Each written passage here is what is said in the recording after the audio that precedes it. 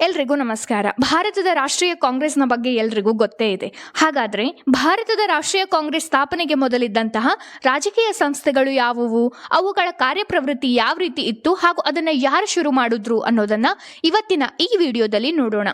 ಪಾಶ್ಚಿಮಾತ್ಯ ಶಿಕ್ಷಣ, ಮುದ್ರಣಾಲಯ ಮತ್ತು ವರ್ತಮಾನ ಪತ್ರಿಕೆಗಳ ಬೆಳವಣಿಗೆ, ಪಾಶ್ಚಿಮಾತ್ಯ ಸಂಸ್ಕೃತಿಯ ಪ್ರಭಾವಗಳು ಭಾರತದ ಮೇಲೆ ಗಮನಾರ್ಹ ಪರಿಣಾಮವನ್ನು ಬೀರಿದವು ಮತ್ತು ಆಧುನಿಕ ರಾಜಕೀಯ ಚಿಂತನೆಗಳು ಬೆಳೆಯಲು ಸಹಾಯಕವಾದವು.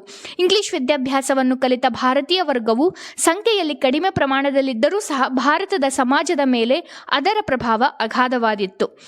ಭಾರತ ರಾಷ್ಟ್ರೀಯ ಕಾಂಗ್ರೆಸ್ ಸ್ಥಾಪನೆಗೆ ಮುಂಚೆಯೇ ಜನರಲ್ಲಿ ರಾಜಕೀಯ ಪ್ರಜ್ಞೆ ಬೆಳೆದು ಅನೇಕ ರಾಜಕೀಯ ಸಂಸ್ಥೆಗಳನ್ನು ದೇಶದಾದ್ಯಂತ ಸ್ಥಾಪಿಸಿದ್ದರು. ಭಾರತ ರಾಷ್ಟ್ರೀಯ ಕಾಂಗ್ರೆಸ್ನ ಸ್ಥಾಪನೆ ಈ ಮೊದಲಿನ ರಾಜಕೀಯ ಸಂಸ್ಥೆಗಳ ಪರಿಶ್ರಮದ ಫಲವೆನ್ನಬಹುದು.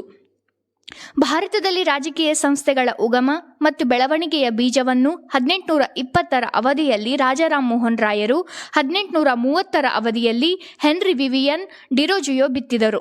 ಡಿರೋಜಿಯೋನಿಂದ ಸ್ವಾತಂತ್ರ್ಯ, ಸಮಾನತೆ ಮತ್ತು ಕ್ರಾಂತಿಯ ವಿಷಯಗಳು ಪ್ರಚಾರಗೊಂಡವು.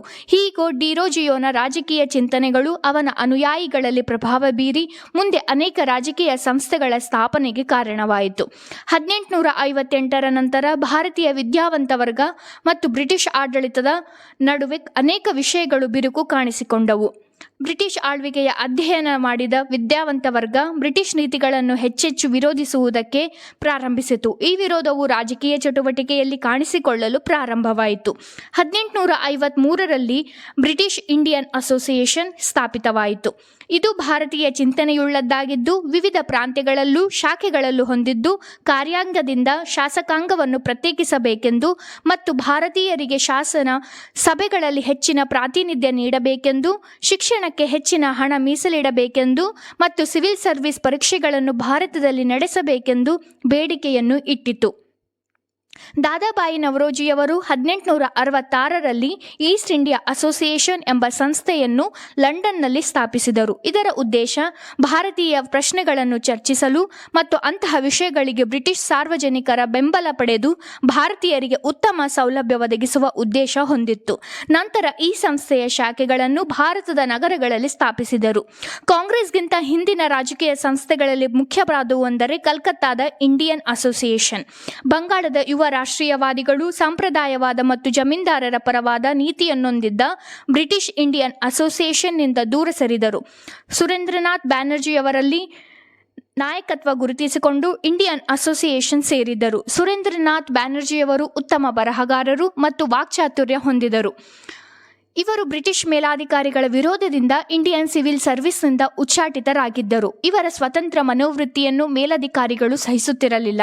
1876ರಲ್ಲಿ ಸಿವಿಲ್ ಸರ್ವಿಸ್ ಪರೀಕ್ಷೆಗೆ ಕೂರುವ ವಯೋಮಿತಿಯನ್ನು ಇಳಿಸಲಾಯಿತು. ಇದಕ್ಕೆ ವಿರುದ್ಧವಾಗಿ 1877ರಿಂದ 78ರಲ್ಲಿ ಜನರನ್ನು ಸಂಘಟಿಸಲು ಅಖಿಲ ಭಾರತ ಪ್ರವಾಸ ಕೈಗೊಂಡರು. ಇದು ರಾಜಕೀಯ ಸಂಘಟನೆಯ ಉದ್ದೇಶಕ್ಕಾಗಿ ಕೈಗೊಂಡಂತಹ ಮೊಟ್ಟ ಮೊದಲ ಪ್ರವಾಸವಾಯಿತು. 1883ರಲ್ಲಿ ಇಲ್ಬಟ್ ಮಸೂದೆಯನ್ನು ಜಾರಿಗೆ ತರಲು ಹೋರಾಡಿದರು. ಸುರೇಂದ್ರನಾಥರು ಬೆಂಗಾಲಿ ಪತ್ರಿಕೆಯಲ್ಲಿ ಬರೆದ ಟೀಕೆಯು ನ್ಯಾಯಾಲಯ ನಿಂದನೆ ಎಂದು 2 ತಿಂಗಳು ಸಜಾ ವಿಧಿಸಲಾಯಿತು. ಸಜೆ ಮುಗಿಸಿದ ನಾಯಕನನ್ನು ಅಭೂತಪೂರ್ವವಾಗಿ ಸ್ವಾಗತಿಸಿ ಇಂಡಿಯನ್ ಅಸೋಸಿಯೇಷನ್ ಕಾರ್ಯಕಲಾಪಗಳಿಗಾಗಿ 20,000 ನಿಧಿ ಸಂಗ್ರಹಿಸಲಾಯಿತು. ಇದು ರಾಜಕೀಯ ಹೋರಾಟಕ್ಕಾಗಿ ಸಂಗ್ರಹಿಸಿದ ಮೊದಲ ನಿಧಿ.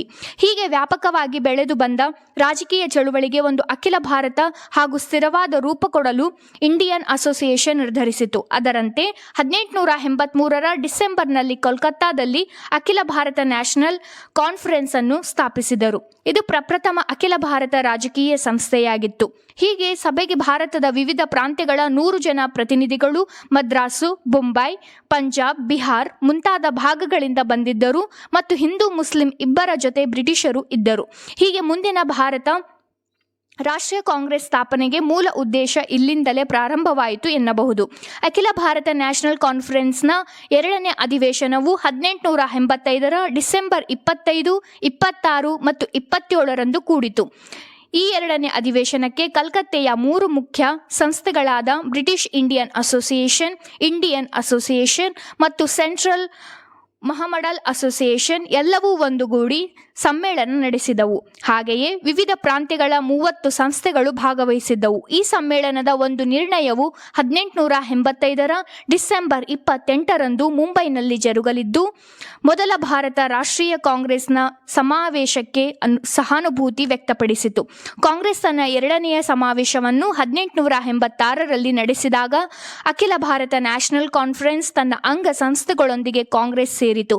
ಆದರೆ ಮೊಹಮ್ಮಡನ್ ಅಸೋಸಿಯೇಷನ್ ಹೊರಗೆ ಉಳಿಯಿತು. ಈ ಮೇಲಿನ ರಾಜಕೀಯ ಸಂಸ್ಥೆಗಳ ಬೆಳವಣಿಗೆಯನ್ನು ಗಮನಿಸಿದಾಗ ನಾವು 3 ಮುಖ್ಯ ತೀರ್ಮಾನಕ್ಕೆ ಬರಬಹುದು.